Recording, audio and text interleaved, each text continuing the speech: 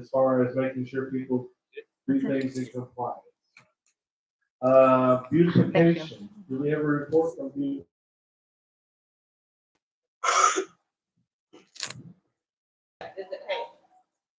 Beautification, basically what this committee is on the post projects to make our neighborhood ready.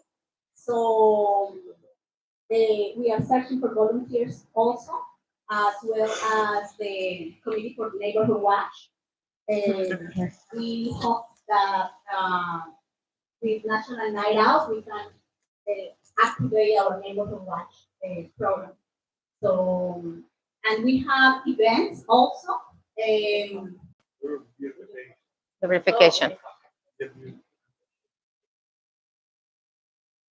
That's it. Okay. That's it. Pool area report. So we are closing out the pool season. The last day of the pool will be October the 2nd. So hopefully you guys can come out and enjoy the splash pad. Will still be open and available. We did get that repaired for anyone that wants to come after the pool closes. I want to come in and appreciate and thank all of my pool monitors that were so awesome and kept order at the pool. Hopefully we'll have the new pool signs, rules and everything in for next season, and just hopefully get newer, more stable, suitable pool furniture. So that's something that we're gonna work on over the close season. I believe resurfacing the pool is something, and then something about the kiddie pool, maybe doing a umbrella or something like that. So hopefully come next year, we'll have some new, more stable and improved furniture. Still implementing the pool monitors. Also trying to get the information out sooner this year. Everything was just kind of way behind with trying to get a lot of the much needed improvements done in order to open the pool and make sure it was safe for, everyone's families. But next year, hopefully, we'll definitely have a lot more stuff going on. Okay. Currently, we're in old business. The audit that was prepared by Ryan Jones has been sitting on this agenda for about 3 or 4 months. So at this time, before the audit could be published to the board and published to the homeowners, to accept Ryan Jones' audit. Aye. We have a motion, we have a second. So did he take the other part out about the books? Yes, there was removal of the supplement of that. That's on the books. So that can go to last year? Yes. Okay. So we have a motion, we have a second. Any other discussion? All those in favor of approving the audit? Aye. Anyone opposed? I'm sorry, Brianna, Chantel? Hello? Okay, okay, So what about the other audit? That's something that, yeah. not there, yeah. That's okay.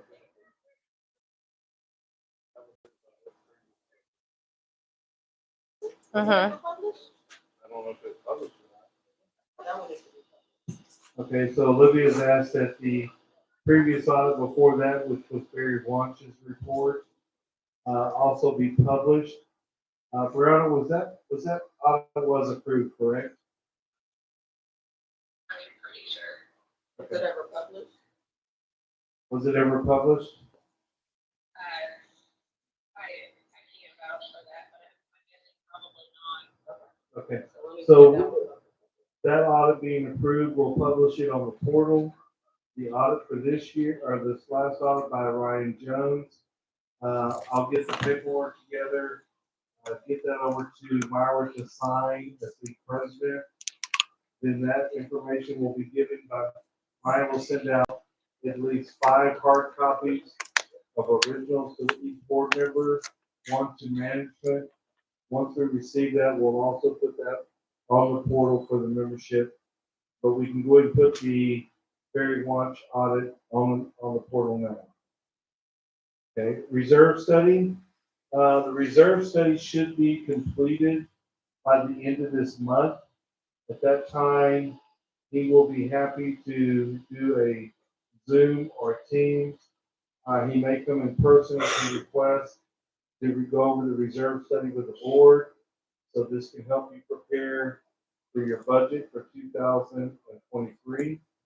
If it comes in any sooner, we will definitely let the board know, and y'all can have a chance to review that before you have your meeting with the people from the reserve study. New business. I will be representing the association protesting the property tax on September the 13th. Also, our management company has elected to resign the account. Your new management company will be starting October the 1st. Wall between the apartment project and fence replacement. Myra, did you have anything you want to talk about on that? Yes, the only.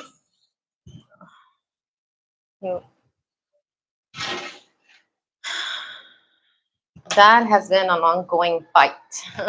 And I don't mean a physical fight or anything like that. I just mean like we've been looking for information on how to help our neighbors get either a fence put by the apartments or us being able to do something for them. As of right now, we've met with the general manager, and I've done that by myself. And then I had Mike come with me. You know, sometimes you need to see a man there in order for somebody to pay attention. So I had to take the force with me. And then we actually had a talk with one of the persons in charge. And what they tell us is that they have no intention of building a fence. So unfortunately, at this point, I can't give you any further update other than I've called, I've emailed, we've spoken to people person to person, and we have nothing yet. So I think our next approach would be looking into something that maybe we as a community can do. I did have a neighbor reached out where he's been here for so many years, and he doesn't want to leave his house, right? Like nobody would want to leave their house. So one of his thoughts was that maybe we could let him build his wall, which I don't think any of us opposes to that, but letting him build his wall will not fix anything if the other ones are not willing to fix anything. So we're looking into other options. As of right now, like I said, I was hopeful that somebody will return my email or my calls, but nothing has worked. I mean, I don't know. Right now, we will continue discussing this because I don't live in that area personally, but it does affect all of us. This is our community, and believe it or not, our houses are going to start devaluating once those apartments go up, or they have. So yeah, they have. So we're going to be looking into helping them out by helping us out as well. What else did you say? Yes. The wall, like what do you mean? Well, what we were looking for, it was a sound barrier. I called it a wall because that's all I could think of right now. But it's basically it's not wood. It's, I don't know if you've seen it. Correct me if I'm wrong, any man here. They're kind of like cement slats that they would put. You've seen it. I don't know if you've seen it on that neighborhood on Fry, Lakeville. They have those it looks like cement walls. They have a specific name, but I can think of it right now. But it's actually a noise barrier, and that's what we've been looking into, try to see if they could get into that. But if you go in there and you actually drive up there and you take a look around, the only fence that they have put up is the actual 3 sides. Nothing that has to do with our neighbors backing with their parking lot. So that's one of the things that I was like, hey, well, you're just kind of like using our fence. So what about if our fence falls down? You know, there's no response to that. But don't worry, I will continue pushing through because whatever bothers you and hurts you, hurts me, hurts all of us. It should hurt all of us. So I will continue looking into that. Okay. Next on our agenda is the 2023 budget meeting. The board, I've already kind of gone over a forecast for the year 2023. The board will also need to set that meeting with the new management company fairly quickly, sometime in October. Mailbox station damage. Oh, the invoices that were reviewed in executive session, there was nothing that was disapproved. And I'm going to come back to what was discussed in executive and what action the board is going to either approve or disapprove an open session from the executive after we finish our agenda here. Middle station damage. Myra, do you want to? Yeah. More report on that? Yes. Mailboxes. That's another another topic too, a very hot one because it's been 2 months. Believe it or not, we've been working on it. Every single time there's a damage to these mailboxes, we are responsible for it. And if you guys ever looked up the prices, they turn out, I think, like $3,000 for the actual mailbox. And then we have to pay somebody to come and place it, you know, and it's not just like dig a hole and that's it, right? They have to come and cement it. So that's an estimate of $5,000. With this mailbox that Mike's is specifically talking about is the one off of Walnut. Is it Fair Walnut? Fair Walnut, which is on this side. And somebody actually, I think, put a firework in it and it exploded. I don't know if any of you were affected by it. Well, these neighbors have had to go up to the post office, which is off of Park Row and I-10, to get their mail for the past 2 months. Okay. And we've been going back and forth. Mike finds something out. Diane finds something else. I find something else. But now I think we kind of got it to where the head of the post office actually said that they would replace it. So, and that will be at no charge to us. That will also help us put, and don't quote me on this, but I asked for the labels, which he said that they had for vandalizing the mailboxes, because any damage to that is a federal offense. So that is an actual legal, you know, like don't mess with the mailboxes, please. And then the cleaning, yes, we're looking into that.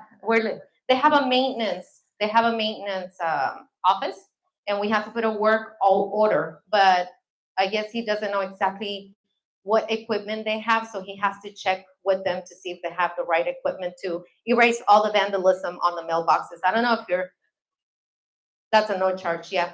So, so I don't know if you guys have your mailboxes mine has been hit twice already, so now it looks pretty ugly.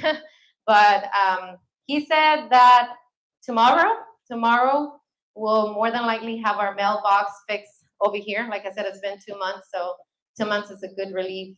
It will, you know, at least they're fixing that and we'll let it go. But I hope that gets really, really fixed for our neighbors. That's it. Okay. Next is our deed restriction. From at the end of August, we had 200 restrictions that were outstanding. We did have 82 restrictions that were resolved. We actually have 59 restrictions that will be referred to the attorney, not corrected by next month. Restrictions consist of maintenance exterior, yard maintenance, storage of items, garbage cans, unimprovements without approval, basketball goals, some of the restrictions that we're having problems with. In collections, we have collected all the maintenance fees for 2022 other than $39,491. What is totally outstanding to the association is $140,239. $66,534 are from previous years. legal collection fees from the attorney of $23,642. So we did really good this year, but over the previous years, there were quite a few fees that were owed. And they are working on those. Currently, we have 39 residents that have been turned over to the attorney for this year.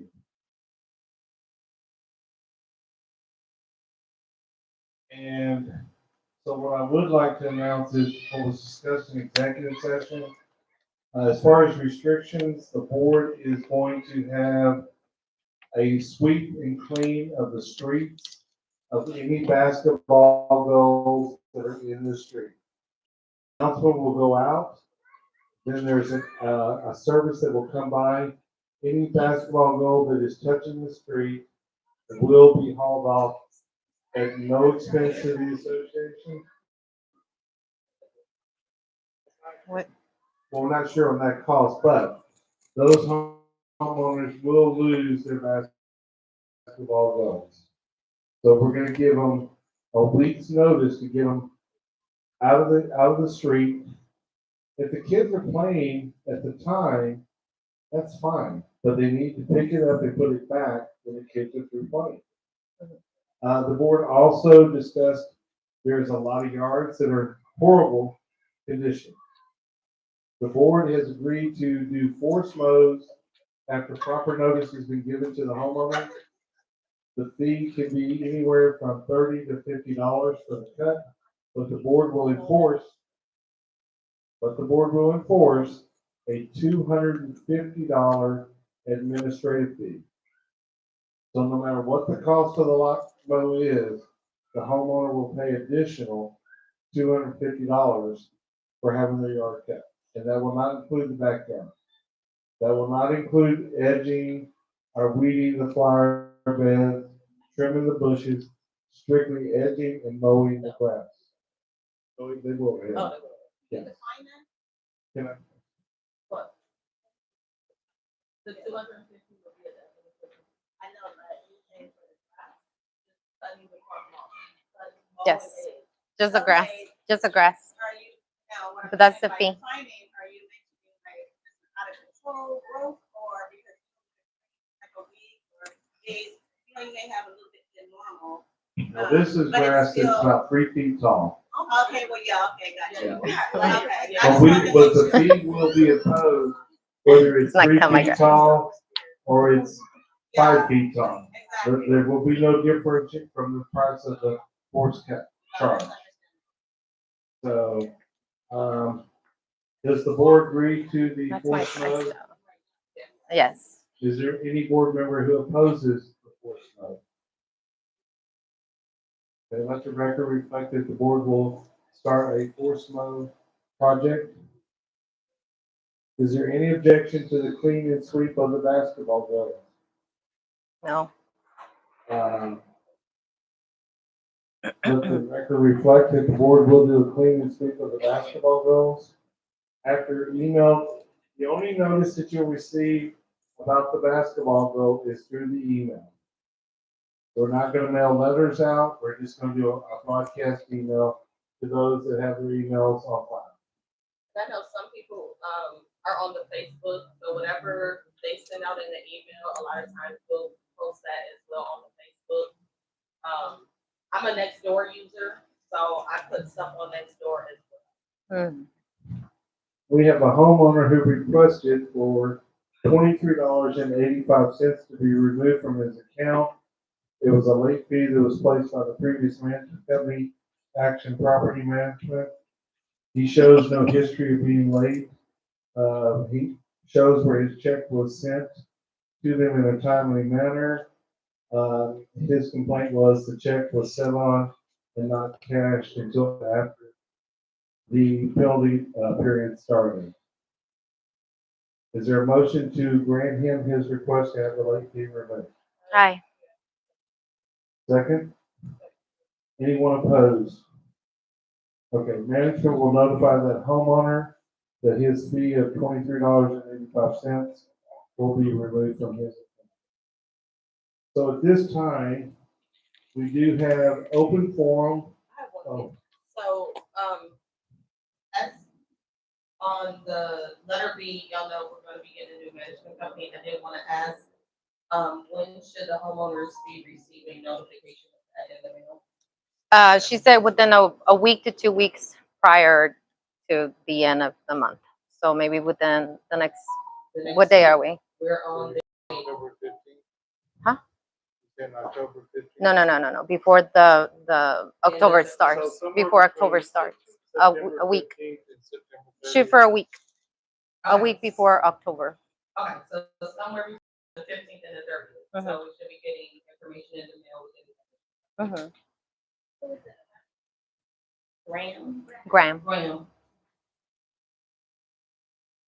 Okay. Does any homeowner wish to address the board or bring up any concerns or questions? A gentleman back there. I'll let her go. Okay. Gentleman. Go ahead, ma'am. No, I got a big mouth. Oh, okay, girl, go ahead. So we just moved on yearly grid, a month ago.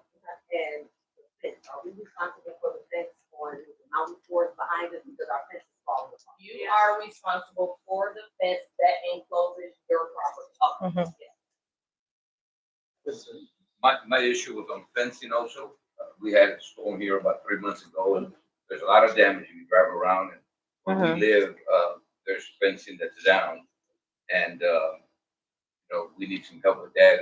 I've noticed that the surrounding communities, when there's a fencing issue, communities is responsible for that. I even see them upgrade the fencing for a more modern and any kind of repair. So my question is, what's the issue on that, and what can the board do about getting some relief to? When I moved there, that fence was there. My fence is, as someone said, was enclosed. That's what I was told was my responsibility.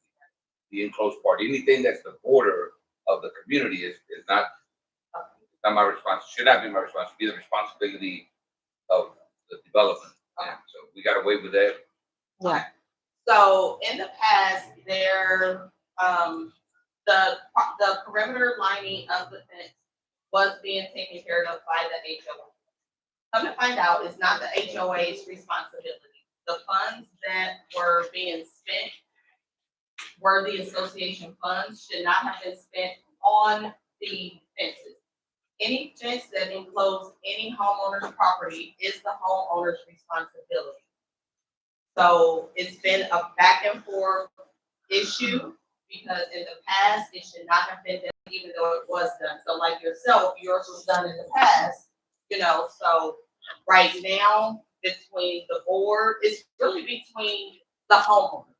So some people are on the inner part of the community. Some people have a perimeter fence. So we have to have at least 51% of the homeowners to vote in order, I don't know, the CCNRs and the deed restrictions. If you have not reviewed them, Diane, that's since not you purchased your 51%, home, that's please 88%. review them. There's so 80%. much information in there, rules and regulations.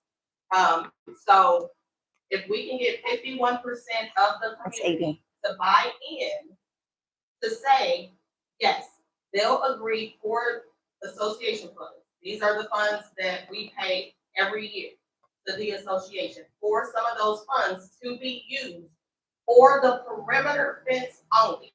That's Fry, Keith Harrow, Westfield Village, Mountain Forest. I'm the type, the perimeter is the perimeter. So they were only doing the main streets. So we'll first have to determine if we're gonna do the entire perimeter of the community or if we're only going to do main streets. So as of right now, where we stand today, the association will not be spending, we're not allowed to, okay, to spend any association funds on a homeowner's fence. So anyone that currently has any damages to their property, to their fence, that is the homeowner's responsibility. I'd like to add to that for a second, though. We also had the association's attorney look at that section in the CCNR, the deed restriction. He gave us his opinion on what that meant. We didn't say anything. We wanted to hear what he had to say. And he did say if we're going to maintain those fences with association funds, we have to do an amendment to the deed restriction. Right. But also too, I would like you to know, if you live in a cul-de-sac, and you're the last house in the cul-de-sac, realize your property line goes to the center That way. of the cul-de-sac. So part of that fence in the cul-de-sac belongs to you and the house across the street from you. That's part of their fence as well. We have been notifying homeowners of the fence issues. We do get a lot of callbacks saying, well, they fixed it in the past, why aren't they doing it today? So just to let you know, it's not something management or the board reviewed. It was the association's attorney, who is strictly an HOA attorney. In closing, or to respond to that, I think the response was good. I understand it better. And I just still think that that's a position of the developer. That's my position as a homeowner who has a fence that really is, I feel I'm in partnership with the association because that fence, it keeps the boundary from the outside of our community, and it shouldn't be held. And I think we ought to be consistent with what the other neighborhoods are doing. So I think we ought to look at that. And you talked about doing an amendment. Getting the community involved. Okay. And so it takes anything that we change in the CCNRs, it takes 51% of the community to vote. We have 808 properties. What do we need to do to get 405. You get 405. So you're saying we as a community have to get a petition going? That's what you're saying? Yeah. Okay. It's not a petition, guys, it's a vote. Yeah, it's a vote. Yeah. What do you mean by vote? One second, though, real quick. I agree with 100% what you're saying. There's another factor y'all need to be thinking about. Look at the neighborhoods who have ratty fences. Would you drive in there and look to see if the homes for sale look good? If the fence looks ratty, you think, well, that's a ratty neighborhood. I don't want to include it there. So I think it is important that you get out there, get the CCNRs changed, and maintain the perimeter fencing. Even if you say it's a partnership where the homeowner pays 50% of it and the HOA pays 50% of it, it still needs to be changed. Yeah. So, but I think it's something y'all really should strive to work really hard at, get that done, because I've been in some really nice neighborhoods, but the fence looks like bad, looks like really bad. And people pass by and think, well, I don't want to look in there. Yeah. You know? I think what we're all asking is if you guys can give us a little guidance on how to start that, because I know for me, I back up against the arrow, it's rotting, it's falling down. I have several neighbor friends that are on Tri Road, it's rotting, it's falling down. I don't mind paying half of it, but if I have to, but I need to know, how do we go about starting that for all of us? What you would do is you would call for a special meeting. Okay. Now, we know that we're not going to get 405 people to attend the meeting. So you do have some time to work on it. You call a meeting, try to get as many votes as you can at that meeting. Then you're going to have to start going door to door, getting people to sign up the absentee proxy ballot to vote for the fence. Okay? So at the meeting, you would actually convene it to a later date to work on getting those people that didn't show up for the meeting or mail their ballots in to get that done. It's has to be homeowner. Yeah, homeowners. Yes, homeowners have to sign, not tenants. Now, also too, One per person. we did realize, we found out something from the special election. Some people do not take their spouse's last name. And what's filed of record, the property owner is the spouse. The other spouse is not on record